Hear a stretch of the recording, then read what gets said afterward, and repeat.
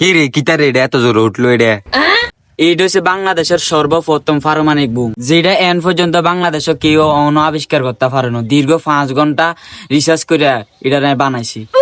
আরে তুই তো বেটা বিজ্ঞান হয়ে গেছে, তুই তো বেটা এত বড় বোম বানাই লেলি, তোর তো নোবেল দানের উচিত বেটা। খালি নোবেল নিবে এটা, নোবেলের হচ্ছে যে জিনিস আছে এইটা হাইয়া যাইতে আর। ভাইরে এটা যে জোর হচ্ছে অল হতার লেগে বিল্ডিং দিয়ে ভেঙে দিল। আরে না বেটা, এটার ভিতরে আইন এত শক্তি ঢুকাই না। এটারে তো খালি একটা সিম্পল বানাইছি, বুম এটারে তো আরো বড় করে বানাইতে হইব। সাই আর এত কদ্দুর দেয় কদ্দুর হুডাই। হুইত বেটা তুই হলি ছোট হলেন, তুই এটা কি করলি? হুইত বেটা তোর হাতে যদি অনকালা দে, তুই তো হরে বিল্ডিং টিল্ডিং সময় ডালাবি।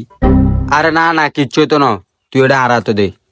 না না না ফয়সাল, এটার কাম অনেক প্রচুর বাকি রয়েছে। এটার ঠেলা তুই সামলাইতে পারতি না, তুই হরে লই। হুর বেটা এটা আর কাছে দে কি কস কি না বেটা। আরে বেটা এটা হুডান কোনো ব্যাপার না, এটা কেন হুডে আর কদ্দুর দেয় দে। আরে তুই হাত তিনা রে। আচ্ছা